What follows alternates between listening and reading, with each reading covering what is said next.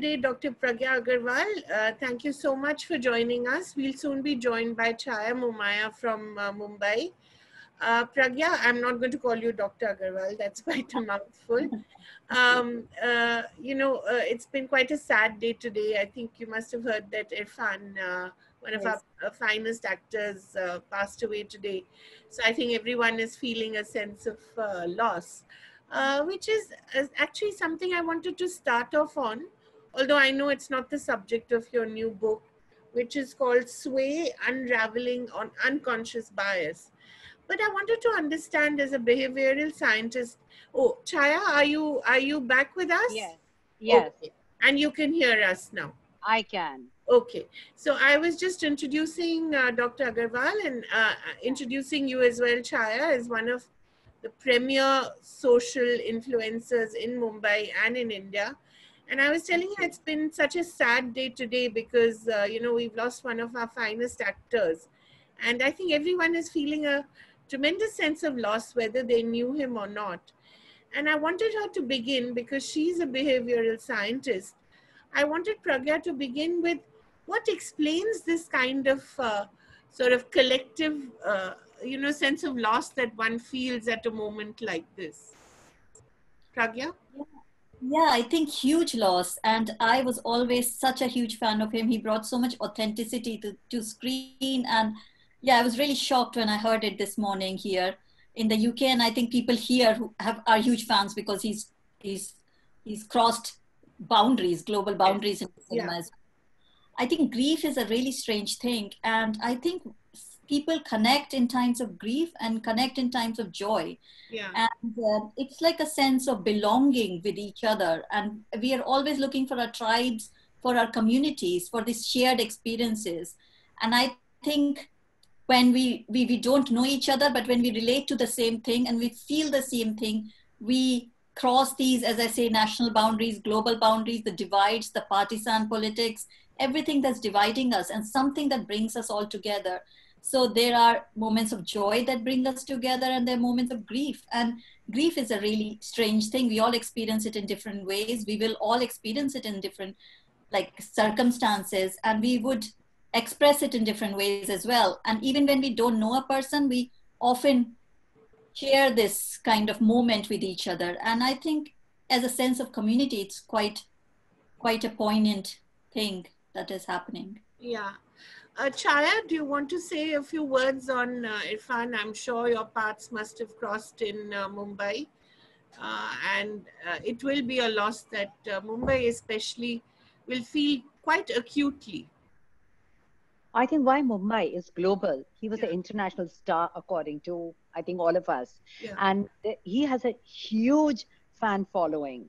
I mean, everyone you speak to is a big fan of his. Yeah. So, and of course, loss is there, and what we are really going to miss out is his skill, Yeah. which the younger generation would have picked up and learned from him how to be natural and not to be just an actor. And I think, even I still recall about a few days ago, I saw a clip from some award night. And the way he got up from the audience and he created a whole drama, and everyone thought it was real. Normally, it looks very enacted. But Hmm. he just took it off, and I was shocked that how could he get up in the middle of the award and say something like that. But it turned out to be, like a skit. Yeah. So he's that kind of an actor, which leaves a lot of memories in your mind. And I only wish somebody who's gone has left a legacy behind with all the upcoming Bollywood, Hollywood actors, because he was truly international. A film like Tiffin, Lunchbox, sorry, he, I mean, look at the firebomb he created out of that, Right. So he has left memories, he's left his skills, and I really hope that the next generation takes it on and, actually picks up his skills. Right. And I really pray for his soul, and it is really a big loss for the film industry. Chai, I just want to continue with you on this point. You talked about his aura and the personality that he had built. You really are in the business of telling us how to mold ourselves, how to groom ourselves. What are the basic elements that we need to become, that's a question I'm sure you get all the time, to create that sense of personality, what is it, that one thing that is absolutely essential? I believe when you enter a Yeah, room, it has yeah, to be an entry.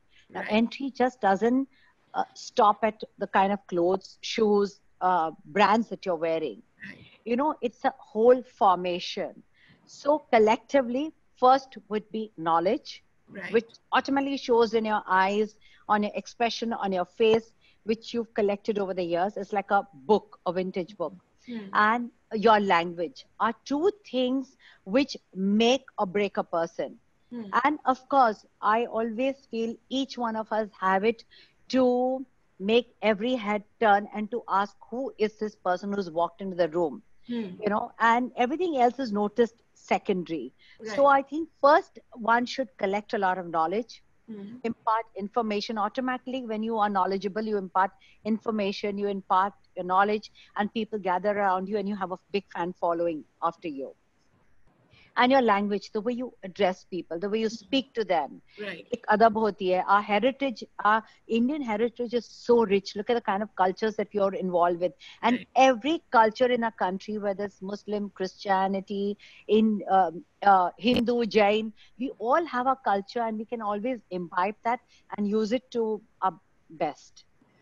So What about, culture and yeah, language. Yeah. what about authenticity, Chaya? Is that not important? Because I think, Very important. I say the things the way they are. yeah, And it's very important because see, the time you hide something, that yes, means there's something happening behind in your mind. And why should you? Why should you be scared of anybody if you've done nothing wrong? right, And nobody should be able to point a finger back at you. Like I always give this example. When people drink, they have to hide and drink in a dark pub or something because they feel they're doing something wrong. But or the in same Delhi, person, if you're in Delhi, it's covered with a white napkin, the glass is correct. covered. Anywhere in the world, like nobody can pick up, even if you're having gin, which is like a clear water. If you stand on a bus stop or in a public place, you'll not be able to have it. You'll always wonder whether somebody's looking at you because they feel there's something wrong. So I personally feel that if you should not let any fingers point at you, Right. the time you have something like this, then I think you need to rework on yourself. So you be authentic, be honest, be direct. And there are ways of being honest. You don't need to be brutally honest or directly honest, but there are methods which you learn over the period of time with people. And so what is that one quality that creates a star? Does it differ obviously from people to people, or is there one particular quality? See, first of all, they're absorbing of details. So when they look at people, they start absorbing. And when you tell us, when a star tells you, sorry, I don't remember, don't ever believe the star, because a star remembers every Everything. detail. I Look at the agree. dialogues that they have to go through. Look at Yes. them. Mind is always sharp, Yeah. always absorbing. That's how they can come on the screen and perform. So I feel the stars have a great memory.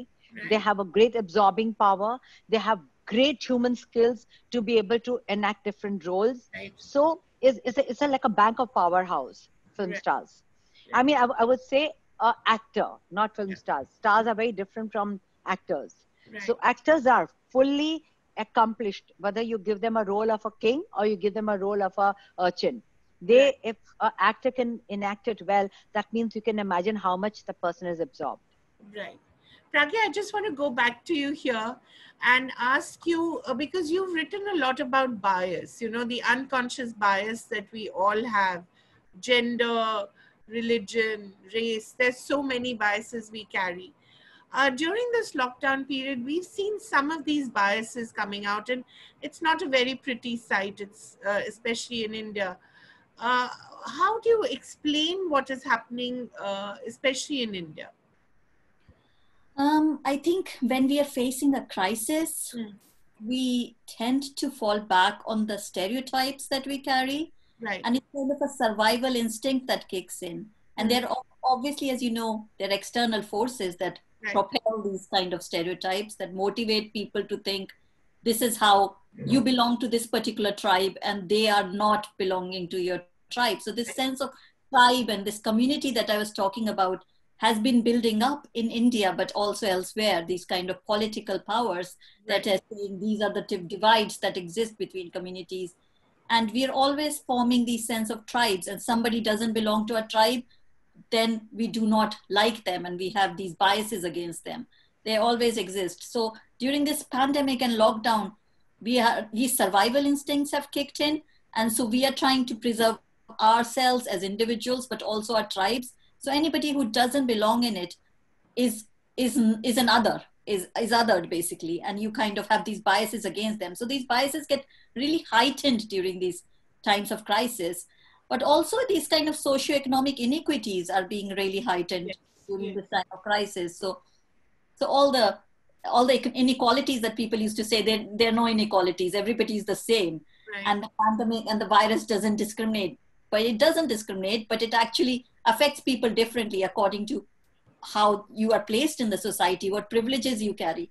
Right. So I think that is really being shown in this time at the moment. On the other hand, I think there is also a sense of empathy that people are creating. So there is also something good that's coming out of it, that a sense of compassion, that we are all in this together. So there are two sides to this coin at the moment. Right. Pragya, I also wanted to ask you about the whole idea of negativity, because you've talked about the fact that negative news negative biases tend to be more pronounced. I mean, it's easier to sort of spread negativity, unfortunately. And we've seen that, of course, with the whole WhatsApp university. Especially now, we've seen that during the elections as well, not just in India, but globally. So how do you explain the kind of WhatsApp rumors that you hear now, the misinformation, the disinformation? How do you explain that? We're living in a world of social media, we are getting our news more from social media than news channels and newspapers now. We wake up and the first thing often everybody does is go on Twitter and they read the news and they get the news. So like today about Irfan Khan, I got it from Twitter rather than actually from any of the news media. And what happens in social media is we don't realize that we are living in our echo chambers and our filter bubbles, that we are creating these communities on social media of the same kind of people. So we have a conformity bias. We engage with people who are like us, we are friends with people who like us, people who agree with our opinions. So we are only hearing things that and believing things that are our community or our tribe or our filter bubble, these bubbles that we are living in on social media. And so when any information gets out of it, we tend to believe it because we do not check the authenticity of that information or reliability of that information. And especially if there's a negative information, we are more likely to believe it than positive information. That's because sad, huh? Yeah, it is. And it is the way our brains work because we are constantly fighting to survive. I think there's this instinct within us. Right. And so we believe information that we can fight or struggle against or things that might affect us negatively more than things that might affect us positively. And it is a time when a lot of misinformation is going out, but there's nobody stopping. Not many people are stopping and saying, I'm going to check the validity of this information because we are responding really quickly. We have this instinct now in social media terms that we respond really quickly to it.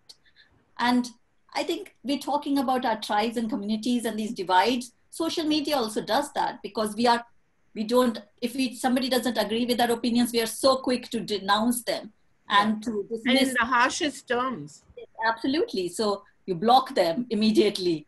And so that kind of links back to real life as well, because we are not open to disagreements, we are not open to debate, we are not open to discussion anymore. And so there's a lot of things going on. And I think on WhatsApp, this is the same. We trust these communities that we have built. We trust the information that's out there. This sense of fear and panic that's evoked in us from this misinformation, we are more likely to react to that than positive information, I think. Chaya, may I bring you in here and talk about grooming and etiquette in the time of social media? It's especially hard, isn't it? because you can just sort of let fly on social media and it really comes back to bite you. I think, like me, I've taken my life normal because this is going to be a way of life for till we don't get the vaccine. I mean, whenever it happens, Right. okay? So that should not stop us from our regular life, what we are personally doing. Other than that, like I'm keeping myself fit. I'm keeping myself whatever I can to keep my skin well, my hair good, because I don't want to let go. Yeah. Because why should you? If this is going to be here for some time, might as Yeah. well get adjusted and start doing whatever you have to. Right. And of course, but this has also given me an opportunity to learn a lot. I'm learning how to play chess, which I've never done before. Hmm. I'm voraciously going on social information, Google information. I'm reading a lot. I'm finding out a lot more, which I didn't have the time to. And it could be skin, beauty, personal information, geographical, historical. If every subject that I can, I'm just actually grouping on that. And when it comes to etiquette, what etiquette? I mean, etiquette is not a law, not a rule. It's Hmm. just your behavior pattern. Hmm. And when when you talk about, yes, we are all going through a moment where we're all feeling very compassionate towards each other. We are Hmm. trying to help the humanity. Even we're looking down at little birds and we're enjoying the twitter of the birds and the bark of the dog, because that has become reality to us, because Hmm. everything else has come to a standstill. Right. So I'm enjoying every bit. Earlier I would get very affected by the dogs barking loud, but now I'm enjoying it because at least there's somebody in life over there. And other than that, yes, I have learned to be a lot more humble, human, giving. We all had it in us, but it's all coming out. And everyone has their own method and skill of doing it. Right. I'm actually reaching out to a lot more people, which I had actually kept at bay. Right. Because maybe it was an attitude that I have, or maybe it was whatever. But now I'm reaching out to everybody, and that is what I'm loving about myself. So that's one point of etiquette, that reach out to as many people. You don't know what's going to happen tomorrow. We are in a dark tunnel. Where is it going to lead us? We don't know. So make the most of it right now. So basically, you're saying say yes to every experience possible. Of Don't say course. Yes, because anyway, there's nothing else to do than to languish in this freedom that we have of being by ourselves.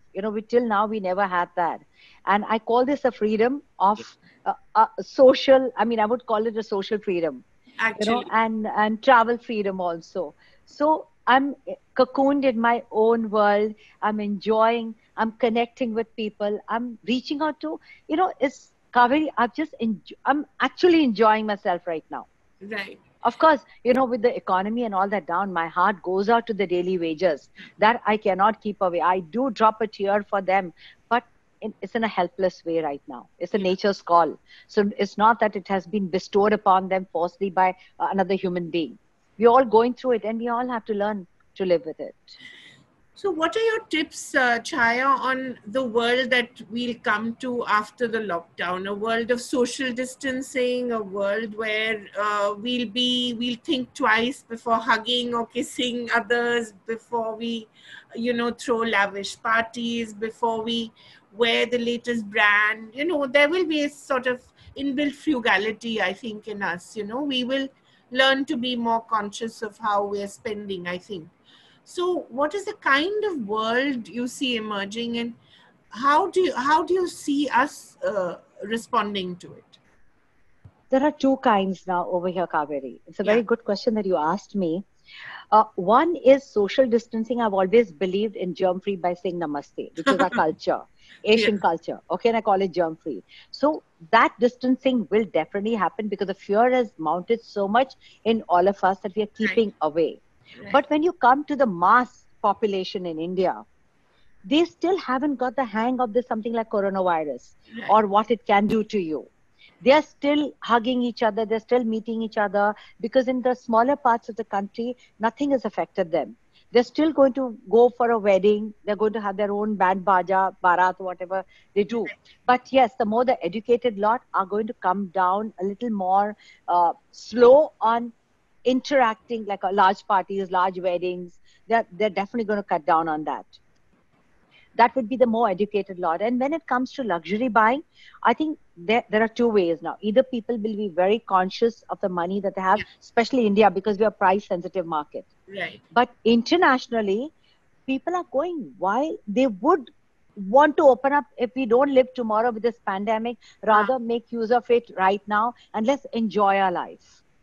Maybe travel may be curtailed, Yeah. but buying may go haywire. The luxury brands may boom because 90% of the economy in Europe revolves around luxury brands. Exactly. The top rich are the luxury brands. So how are they going to survive? So they will try and create a media format to actually, uplift the mood of people in Right. some way or the other.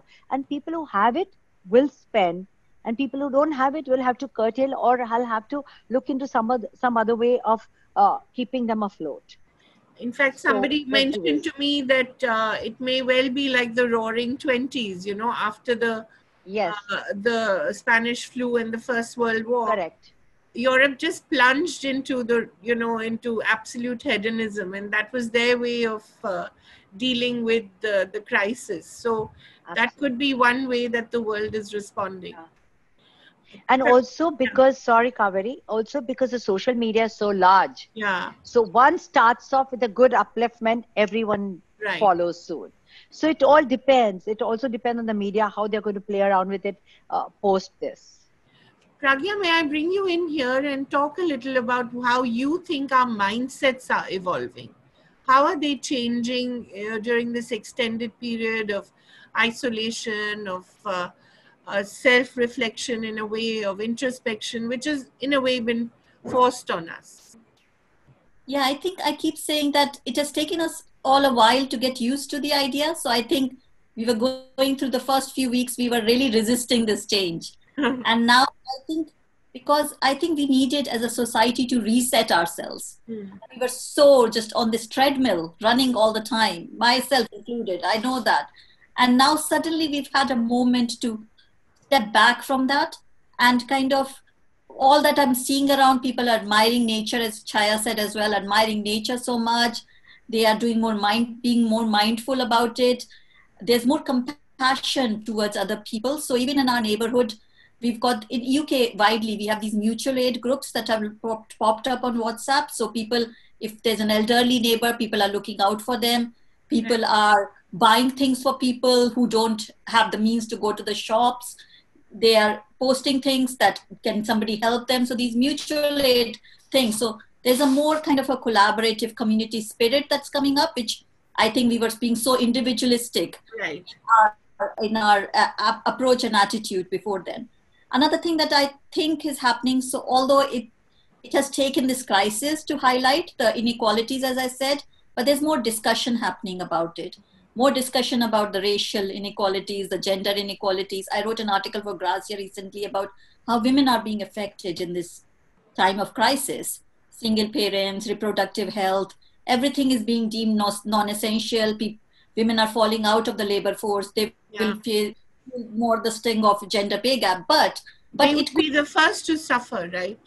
Absolutely, and we're seeing that. But what's also happening, there could be a tiny silver lining, is that the flexible remote working that organizations were resisting, that might come back into force. People are realizing and acknowledging that it's okay to work from home. It's okay to work around childcare. It's okay to work. So I think there'll be more these kind of women-friendly workplace policies might come into place as well. Right. And we're talking more about women's reproductive health. We're talking about racial inequalities, more discussion openly, like we saw when Trump called it a Chinese virus, and we saw all the stigmatization that happened against Chinese people or people of Chinese origin. So I think and we're talking about people who are on benefits, people who are not privileged, homeless. People are becoming more aware of it. People who weren't discussing it before. I think there's more discussion. So I'm hoping that as we go through this time, we will become, I'm hoping that this is not something momentary. I'm hoping that there's this research to show that once our behaviors become consistent, then they can become more in place, like persistent change in attitudes. So I'm hoping that that this is actually going to reset society in some way, reset our mindsets, reset our behaviors in some way as well. So we'll have more positive biases. Absolutely. We could have more positive, we could address and acknowledge and reflect on our biases more during this time. I think it's an opportunity, also an opportunity to reflect on our biases and say, do I really need to hold these biases? Yeah. Do we actually, are we more similar than different, you know, kind of a thing? And I hope people are reading Sway during this time. I hope they do, especially our television anchors, Pragya. The amount of hate that is, being spewed on TV screens these days in the name of information is quite worrying, you know. Yeah. Chaya, you want to talk a little about the whole idea of what the new luxury could be, you know? We talk about brands, we talk about luxury cars, we talk about shoes, couture. Could the new luxury really be time spent with the family, a family meal, just playing simple board games? Could there be a redefinition of what luxury is? Yes, of course. I feel families are going to come together a lot more. There are going to be a lot more very, very cozy dinners, intimate dinners, intimate family reunions, and even friends. Why only family? Right. You know, people who you connect with, you'll be meeting them a lot more because you want to keep it small. You want to keep it more cozier. Right. And yes, that's going to happen. So a lot more games, things which we used to enjoy way back. Yes. The virtual. So, but it'll be in a little more modernized, more technology oriented. I will not be surprised even if there are virtual weddings now. You know, where where you don't need to invite the world, but you can see the rites and the fairas and everything, and maybe the host will ask you to dress up and do it. So you with digital and technology, I can actually expect a big flow of influx of things happening, as far as you can distance yourself to with each other. And when it comes to luxury brands, I think they're going to be very, very wise, price conscious. They're not going to die away, but they're going to be price conscious, and they're going to be a lot of sustainable fabrics which don't need too much of fussing around, like laundering and embellished. We've learned to wash our own clothes now. Yeah. So, and also embellishments will come down a lot more user-friendly clothes. Style is going to go big, of course, because when the more simple the outfit is going to be a lot more stylish, right. The cuts and the fabric and everything. But when it comes to handling it's going to be a lot more nicer, because I'm consulting with Monica and Karishma Couture.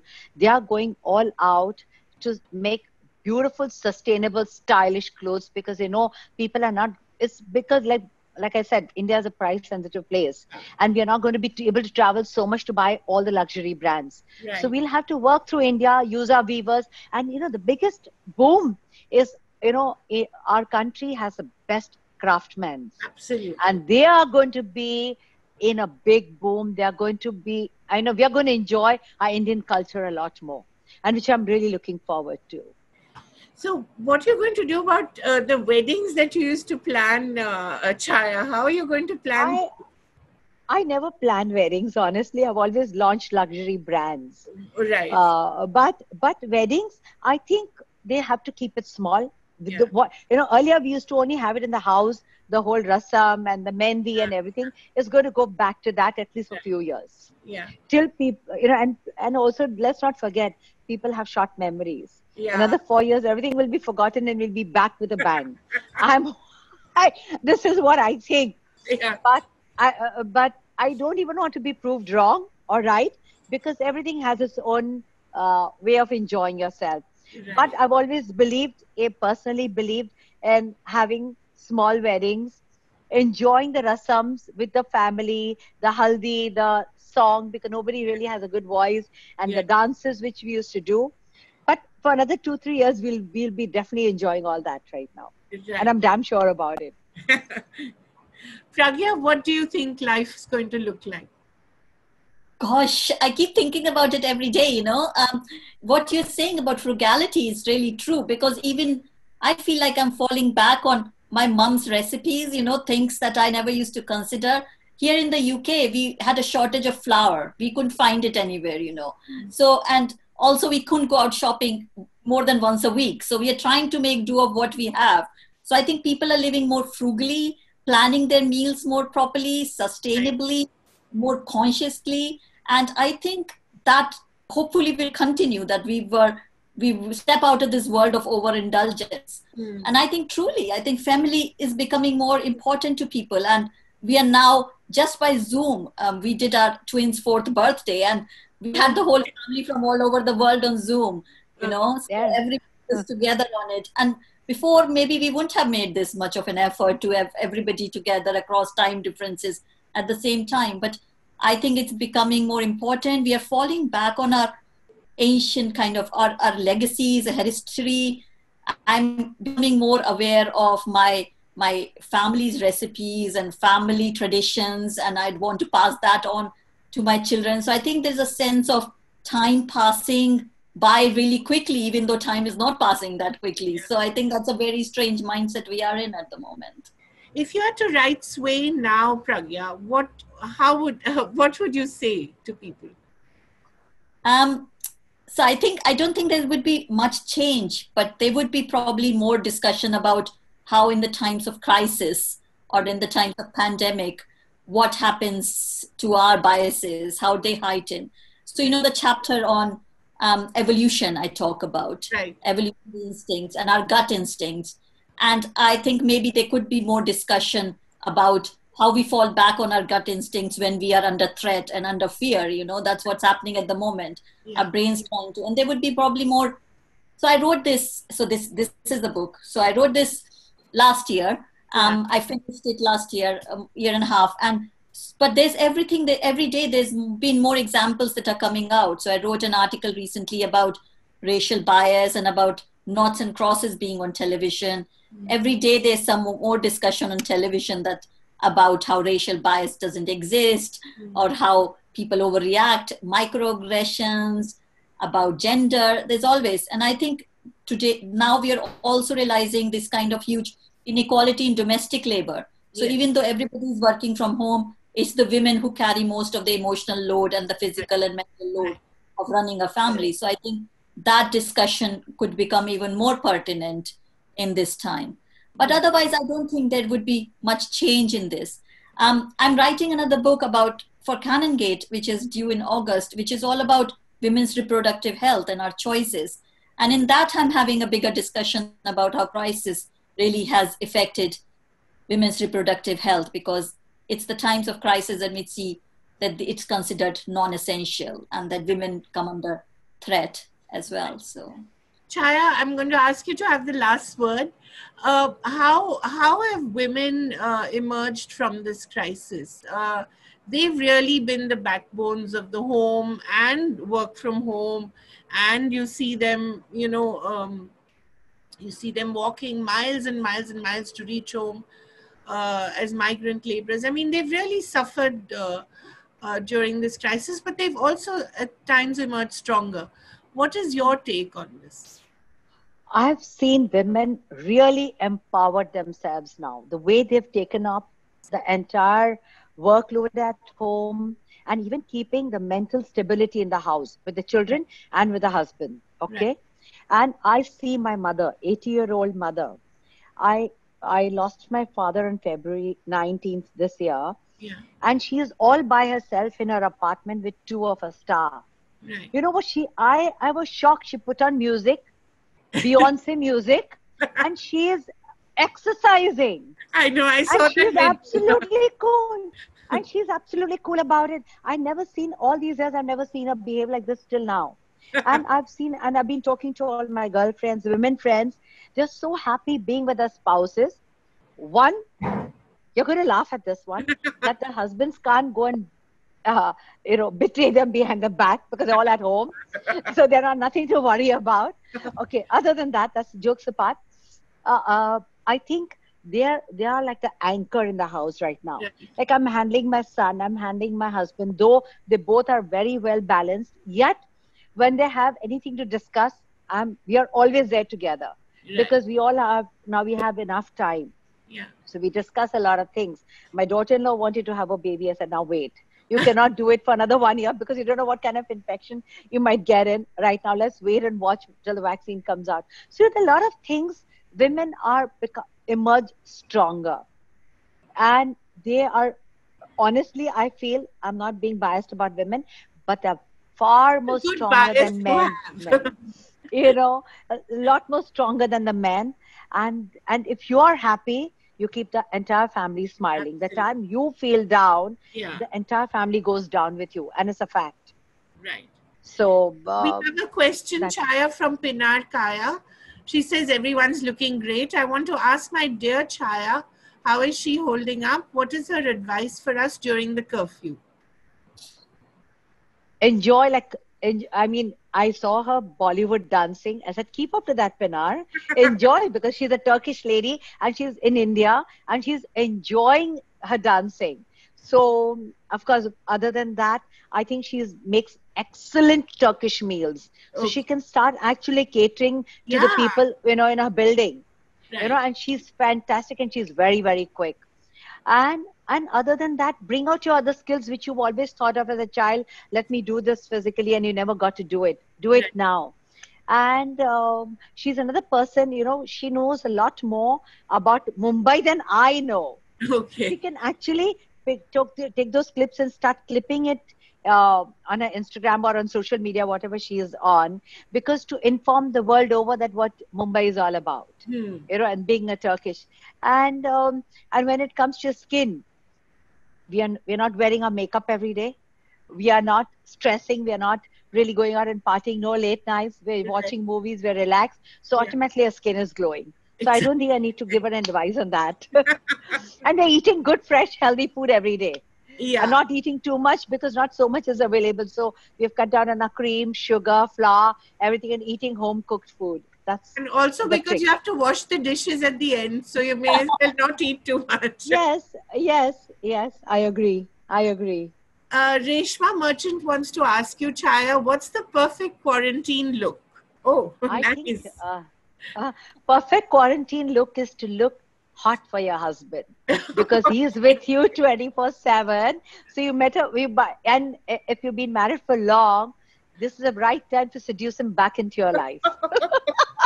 I'm absolutely failing at that. So Yeah, wear how the are right you doing from that lingerie. front? Hello, wear the right lingerie. Okay, so she sent you a big smiley and a big thank you. So I think that's a good note on which to end. Thank you so much, both ladies, for being with us today. And I wish you all the best. And I really hope we come out of the lockdown with the same smiles and maybe some of the lingerie that you mentioned, Shah. Better get it out of your closet. Just to make a light of the moment. Of course, Kaveri, it was so wonderful talking to you, and especially I heard about you from Radhika Raje Oh, yeah. Gaikwad. Right. And she was so fondly spoke about you. I said, I must communicate that to you in front Thank of you so much. when people are listening to you. Thank And Kaveri, it was wonderful talking to you, honestly. And Dr. Pragya, I love to read your book. Maybe online I'll get it and love to read it because you spoke so well. You spoke from your heart, and that's what it's all about. Thank you so Lovely much, putting Chaya. us together, Kaveri. Thank you, Pragya. Thank you, Chaya. And Yes, see you yes, again yes. soon sometime. Yes. Bye-bye. Okay, bye.